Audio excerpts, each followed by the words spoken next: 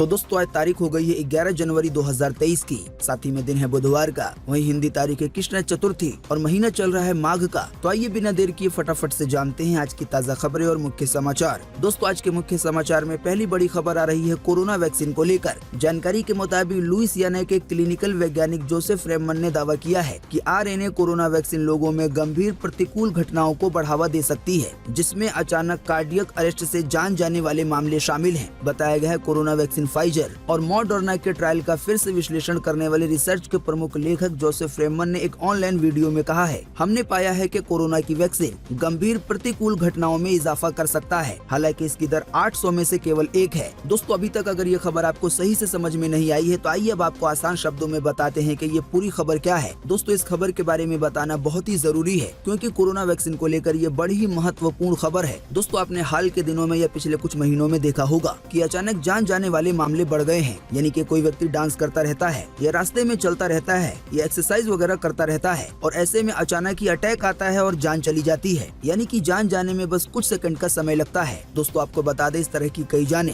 Cardiac arrest की वजह से जा रही हैं। दोस्तों अगर आप नहीं जानते हैं कि कार्डियक अरेस्ट क्या होता है तो आपको बता दें दिल का चलना अचानक से रुक जाना कार्डियक अरेस्ट कहलाता है। बताया गया है ये अक्सर बिना किसी चेतावनी और अचानक होता है। दोस्तों आपको बता दें अभी हाल ही में देश के मशहूर कॉमेडियन राजू श्रीवास्तव को भी कार्डियक अरेस्ट आया था और फिर उसके बाद वो कोमा में चले गए थे और बाद में उनकी जान चली गई। दोस्तों कार्डियक अरेस्ट को कई लोग दिल का दौरा समझते हैं। हालांकि आपको बता दें दिल का दौरा पड़ना और कार्डियक अरेस्ट आना ये दोनों ही अलग अलग है। हालांकि दोनों में ये समानता जरूर है कि दोनों के आने की वजह से अचानक ही कुछ सेकंड में जान चली जाती है। दोस्तों आपको बता दें दिल का दौरा तब पड़ता है जब खून दिल के किसी हिस्से तक नहीं पहुँच पाता है, जबकि वहीं दूसरी तरफ कार्डियक अरेस्ट एक इलेक्ट्रिकल प्रॉब्लम है। जानकारी के मुताबिक कार्डियक अरेस्ट तब होता है जब दिल के इलेक्ट्रिकल सिस्टम खराब हो जाते हैं, जिससे ये अचानक तेजी से और बुरी तरह से धड़कने लगता है या पूरी तरह से बंद हो जाता है। ऐसा होने की वजह से कई मामलों में अचानक ही लोगों की जान चली जाती है। तो कोरोना की वैक्सीन को लेकर फिलहाल जो ताज़ा जानकारी आई है जिसमें ये दावा किया गया है कि कोरोना की वैक्सीन की वजह से इसी तरह के मामले बहुत ज्यादा बढ़ गए हैं। जैसा कि अभी हमने आपको बताया लुइसियाना के क्लिनिकल वैज्ञानिक जोसेफ रेमन ने दावा किया है कि जिन भी लोगों ने कोरोना की वैक्सीन ली है उनमें से 800 में से एक ऐसा व्यक्ति हो सकता है जिसको ये परेशानी हो जाए। यानी कि उनके दावे के मुताबिक कोरोना वैक्सीन में ये जो खराबी पाई गई है उसकी वजह से अचानक ही जान जा सकती है कार्डियक अरेस्ट की वजह से। साथ ही वैज्ञानिक जोसेफ रेमन ने ये भी कहा है कि मार्केट से वैक्सीनों को वापस मंगवा लेना चाहिए।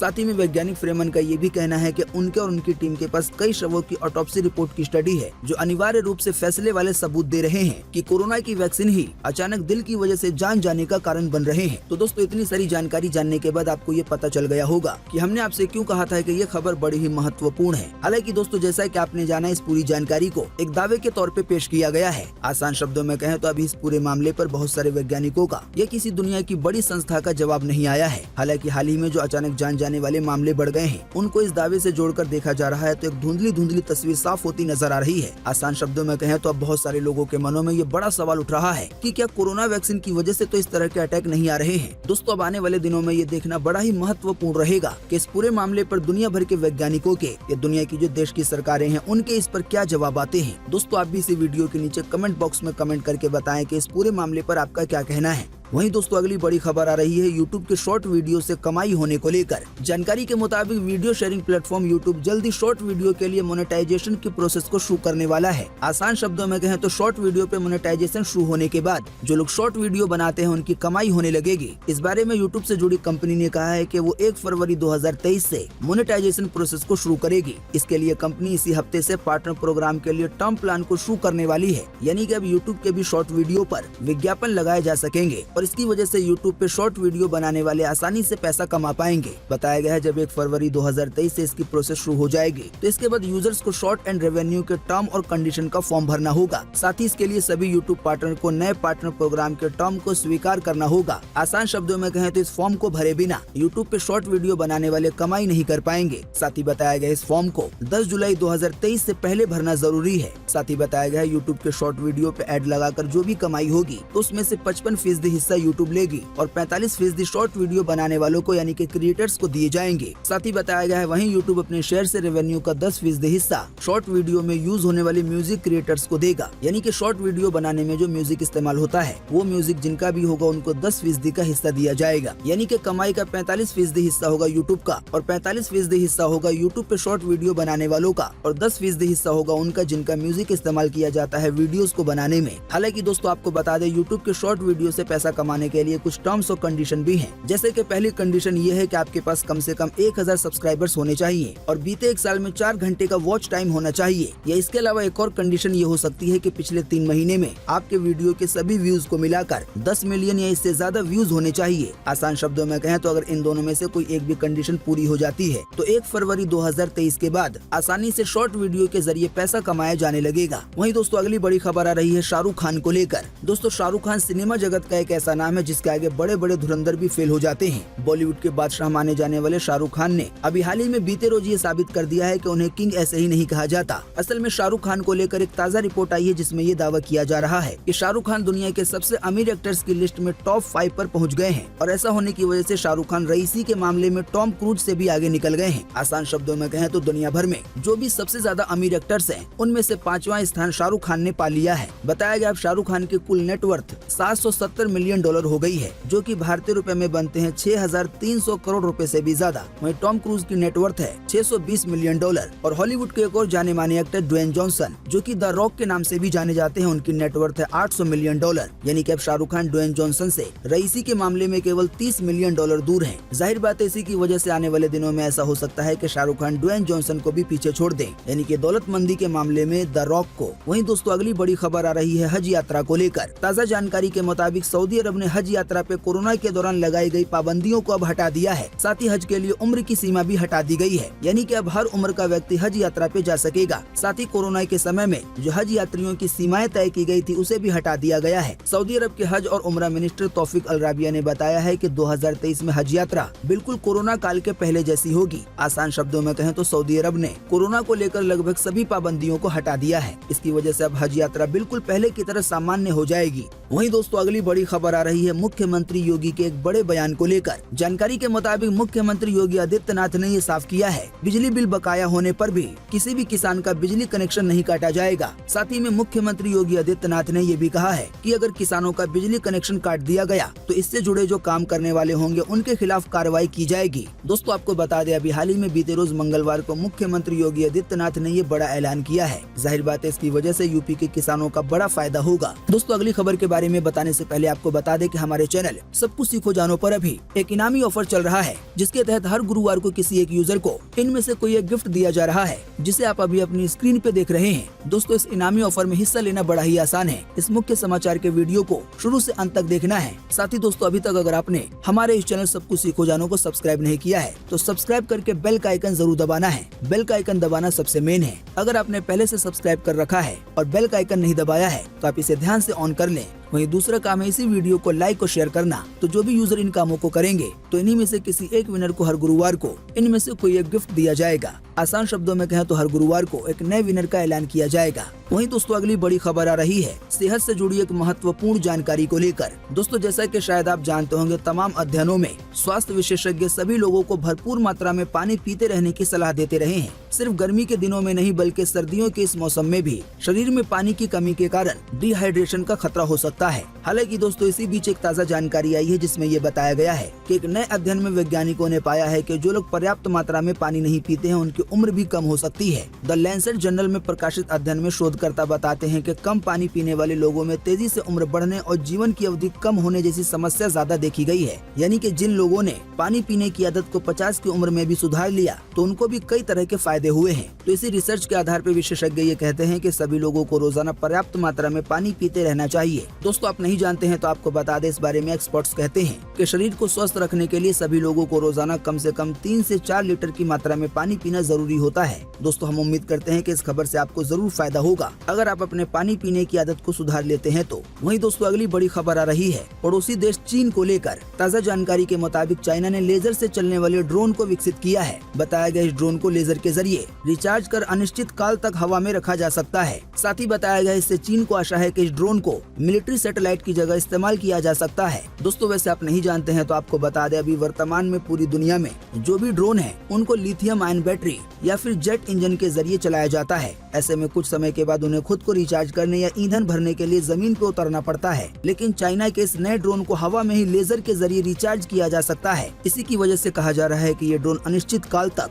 यानी कि एक बहुत लंबे समय तक 1 महीना, 2 महीना, 4 महीना, 1 साल, 2 साल, 4 साल, 5 साल यानी कि बिल्कुल निश्चित समय सीमा के ये हवा में ही रह सकता है। हालांकि दोस्तों अभी ये चीन का नया ड्रोन विकास की अवस्था में है, पर ये जरूर है कि आने वाले दिनों में इसका बड़े स्तर पे इस्तेमाल किया जा सकता है। जाहिर बात है इस तरह के ड्रोन में जब पूरी तरह से कामयाबी मिल जाएगी तो केवल चाइना में नहीं बल्कि पूरी दुनिया में इसकी वजह से बड़े बदलाव देखने को मिल सकते हैं। वहीं दोस्तों अगली बड़ी खबर आ रही है ब्रिटेन के पहले स्पेस मिशन को लेकर। ताज़ा जानकारी के मुताबिक ब्रिटेन का पहला स्पेस मिशन द स्टार्ट मी अब बीते सोमवार देर रात को फेल हो गया है। मिशन शुरू करने वाली कंपनी वर्जिन ऑर्बिट ने इसकी जानकारी खुद दी है। कंपनी ने बताया है कि एक तकनीकी खराबी के चलते रॉकेट अपने ऑर्बिट में नहीं पहुंच पाया। दोस्तों आप नहीं जानते हैं तो आपको बता दें, ये स्पेस मिशन कुछ अलग तरह का था। असल में स्पेस मिशन को अंजाम देने वाली कंपनी जिसका नाम वर्जिन है उसने अपने एक प्लेन 747 बोइंग में कुछ बदलाव कर उसे एक रॉकेट ले जाने वाले विमान में बदल दिया था। जानकारी के मुताबिक सामान्य तौर पर उड़ने वाले इस हवाई जहाज में कुछ ऐसे बदलाव किए गए थे कि इसके एक विंग के नीचे रॉकेट को सेट किया जा सके। आसान शब्दों में कहें तो ये एक नॉर्मल हवाई जहाज ही था, पर इस हवाई जहाज में कुछ ऐसे बदलाव किए गए थे ताकि इसको स्पेस में ले जाया जा सके। हालांकि अब ताज़ा जानकारी के मुताबिक फिलहाल ये मिशन फेल हो गया है। तो दोस्तों अगली बड़ी खबर आ रही है एक दमदार स्मार्टफोन को लेकर। जानकारी के मुताबिक स्मार्टफोन निर्माता कंपनी जल्द अपने नए दमदार फोन डूगी वी मैक्स को लॉन्च करने वाला है। फोन के लीक हुए स्पेसिफिकेशन से पता चलता है कि फोन की बैटरी इसका सबसे हाईलाइट हिस्सा होगा। दावा किया जा रहा है कि डूगी के इस नए स्मार्टफोन में 22,000 mAh की बैटरी मिलेगी। साथ ही फोन में 19 GB तक की वर्चुअल रैम भी मिलेगी। हालांकि दोस्तों फोन की कीमत कितनी होगी फिलहाल इसकी जानकारी सामने नहीं आई है। बाकी दोस्तों आप फोन की ज्यादा जानकारी के लिए डूगी की ऑफिशियल वेबसाइट को विजिट कर सकते हैं। वहीं दोस्तों अगली बड़ी खबर आ रही है पाकिस्तान को लेकर। ताज़ा जानकारी के मुताबिक अभी पाकिस्तान में कई चीजों के दाम इतने ज्यादा महंगे हो गए हैं कि जनता में हाहाकार मचा हुआ है। दोस्तों शायद आपको जानकर हैरानी होगी कि अभी पाकिस्तान में 1 लीटर दूध के लिए 149 रुपए देने पड़ रहे हैं। हालांकि पिछले साल इसका दाम 114 रुपए था। बाकी दोस्तों आप इस लिस्ट के जरिए आसानी से देख सकते हैं कि पाकिस्तान में बीते 1 साल में किस तरह से कई सामानों पे कितनी ज्यादा महंगाई दर्ज हुई है। जैसे कि जनवरी 2022 में 1 किलो चिकन के लिए पाकिस्तानियों को 210 रुपए देने पड़ते थे, लेकिन अब इसका दाम 82% बढ़कर 383 रुपए हो गया है, यानी कि चिकन का दाम लगभग डबल हो गया है। ऐसे ही दोस्तों जनवरी 2022 में पाकिस्तानियों को 1 किलो प्याज के लिए केवल 36 रुपए देने पड़ रहे थे। हालांकि अभी वर्तमान में इसकी कीमत 220 रुपए हो गई है, यानी कि प्याज लगभग 500% महंगा हुआ है। ऐसे ही दोस्तों जनवरी 2022 में पाकिस्तान के लोगों को 1 लीटर सरसों तेल के लिए 374 रुपए देने पड़ रहे थे। हालांकि अभी वर्तमान में इसका दाम 532 रुपए हो गया है, यानी कि सरसों तेल के दामों में 42% की बढ़ोतरी दर्ज हुई है। ऐसे ही जनवरी 2022 में 1 किलो दाल के लिए पाकिस्तान के लोगों को 150 रुपए देने पड़ते थे। हालांकि अब इसका दाम 228 रुपए हो गया है, यानी कि दाल के दाम में 51% की बढ़ोतरी हुई है। ऐसे ही जनवरी 2022 में जो ब्रेड का पैकेट 65 रुपए का मिलता था अब उसका दाम 89 रुपए हो गया है। 800 ग्राम का नमक का पैकेट जो 32 रुपए में मिलता था अब उसका दाम 49 रुपए हो गया है। दोस्तों अभी हमने आपको जो भी दाम बताए हैं वो पाकिस्तानी रुपए में थे। इसी बीच दोस्तों शायद आपको जानकर हैरानी होगी कि पाकिस्तान में ये चीजें इतनी महंगी होने के बावजूद भी इनमें से कई ऐसे सामान हैं जो भारत के मुकाबले में सस्ते हैं। यानी कि अगर भारतीय रुपए के हिसाब से देखा जाए तो दोस्तों अगर आप गूगल पे जाके सर्च करेंगे Indian currency to Pakistan currency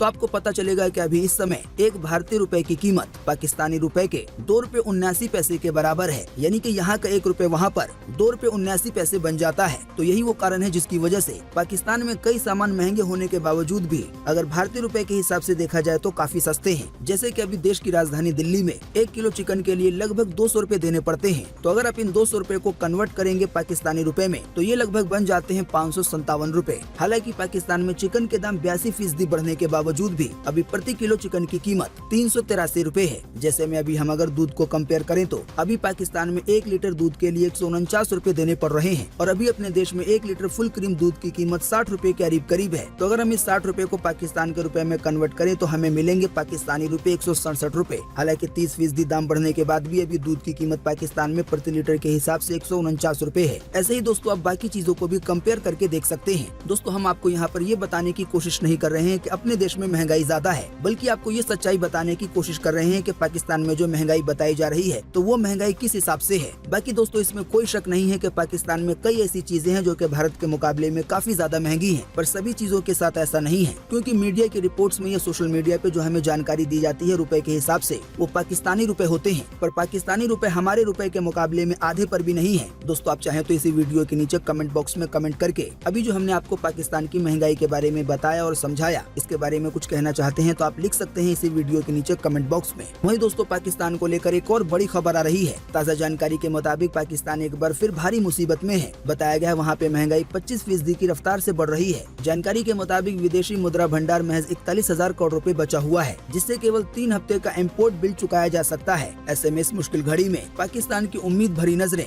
IMF, चीन और सऊदी अरब पर टिकी हुई हैं, क्योंकि दोस्तों यही वो तीनों हैं जिन्होंने पैसे के मामले में पाकिस्तान को बदहाली से निकाला है। ऐसे में दोस्तों सऊदी अरब को लेकर भी ये बड़ा सवाल उठ रहा है कि क्या मुस्लिम भाईचारे के नाम पर सऊदी अरब पाकिस्तान को डूबने से बचाएगा या नहीं। जाहिर बात है आने वाले दिनों में ये देखना बड़ा ही महत्वपूर्ण रहेगा।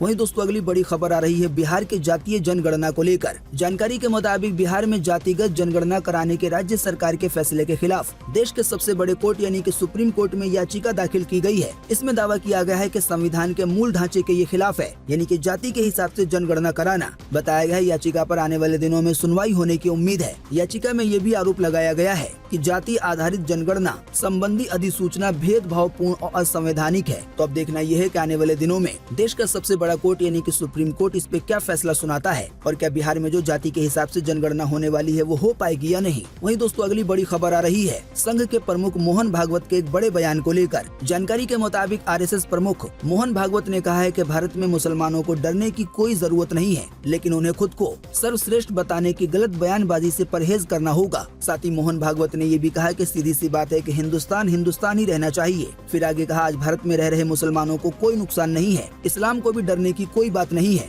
लेकिन साथ ही मुसलमानों को अपने व्रतोत्सव की अपनी गलत बयानबाजी छोड़ देनी चाहिए। लेकिन साथ ही मुसलमानों को व्रतोत्सव की अपनी गलत बयानबाजी को छोड़ देना चाहिए। वहीं दोस्तों अगली बड़ी खबर आ रही है द कश्मीर फाइल्स मूवी को लेकर। जानकारी के मुताबिक ऋषभ शेट्टी की मूवी कांतारा और विवेक रंजन अग्निहोत्री की मूवी द कश्मीर फाइल्स और R माधवन की मूवी रॉकेटरी, इसके अलावा मूवी गंगूबाई काठियावाड़ी भी अब ऑस्कर की दौड़ में शामिल हो गई है। Academy of motion pictures arts and sciences ने दुनिया भर से 301 फिल्मों को रिमाइंडर लिस्ट में शामिल किया है। इनमें 9 भारतीय फिल्में शामिल हैं, यानी कि इन फिल्मों का नॉमिनेशन भी ऑस्कर में हो सकता है। हालांकि दोस्तों इसी बीच फिल्म के डायरेक्टर विवेक अग्निहोत्री का एक ट्वीट सामने आया है, जिसमें उन्होंने ये अनाउंसमेंट की है कि उनकी जो फिल्म है द कश्मीर फाइल्स उसको ऑस्कर नॉमिनेशन के लिए शॉर्ट लिस्ट किया गया है। हालांकि दोस्तों आपको बता दें अभी बिल्कुल भी ऐसा नहीं है। असल में द कश्मीर फाइल्स मूवी का नाम महज ऑस्कर के रिमाइंडर लिस्ट में शामिल किया गया है, जिसमें द कश्मीर फाइल्स के अलावा दुनिया भर की 301 और फिल्में हैं। दोस्तों अगर आप ऑस्कर के रिमाइंडर लिस्ट के बारे में नहीं जानते हैं तो आपको बता दें हर कैटेगरी में फाइनल नॉमिनेशन के लिए दुनिया के कई देशों से फिल्में चुनी जाती हैं, लेकिन चुनिंदा फिल्में ही टॉप 5 में जगह बना पाती हैं। दोस्तों आपको बता दें इस साल 13 मार्च 2023 को होने वाली 95वीं ऑस्कर सेरेमनी के लिए वोटिंग 11 जनवरी से 17 जनवरी तक होगी। फाइनल नॉमिनेशन की लिस्ट आने वाले 24 जनवरी को जारी की जाएगी। तब उस समय ये पता चलेगा कि नॉमिनेशन की लिस्ट में कौन कौन सी मूवियाँ शामिल हैं। उम्मीद करते हैं इससे आपको काफी कुछ जानकारी मिली होगी। हम बस इसके बदले में आपसे इतना ही चाहते हैं कि आप इस वीडियो को लाइक कर दें और शेयर कर दें, क्योंकि आपका लाइक और शेयर करना ही होता है हमारी मेहनत का फल। वीडियो देखने के लिए आपका बहुत बहुत धन्यवाद। Thanks for watching.